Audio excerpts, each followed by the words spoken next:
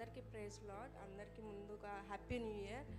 నేను చెప్పదలుచుకున్న సాక్ష్యం ఏంటంటే, మా చిన్న పాపకి ఎవ్రీ ఇయర్ ఈ వింటర్ రెయినీ సీజన్లో ఎప్పుడు ఇయర్ పెయిన్ వస్తూ ఉండేది. 22, 23 ఆ 2 ఇయర్స్ కూడా బాగా ఉండింది. ఇయర్ పెయిన్, ఇయర్ ఇన్ఫెక్షన్ చాలా ఉండేదన్నమాట.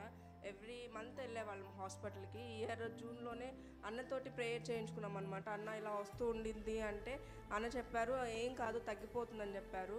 దాన్ని బట్టి వందనాలు. అయితే ఇయర్ అసలు జూన్ నుంచి కానీ ఇప్పుడు వరకు కూడా అసలు ఇయర్ ఇన్ఫెక్షన్ కానీ, చెవులో పెయిన్ రావడం కానీ, పస్ రావడం కానీ ఏం లేదు. దాన్ని బట్టి వందనాలు, స్తుతులు. హల్లెలూయా. దాన్ని బట్టి దేవుడికి వందనాలు చెల్లించుకున్నాను. Thank you. దేవునికి వందనాలు. హల్లెలూయా.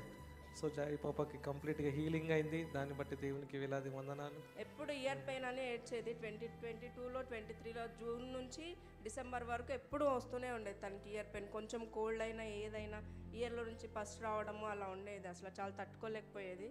దేవుని కృపను బట్టి ఇయర్ రాలేదన్న. Thank you. దేవునికి వందనాలు. దేవుడు ప్రొటెక్ట్ చేశాడు. హల్లెలూయా.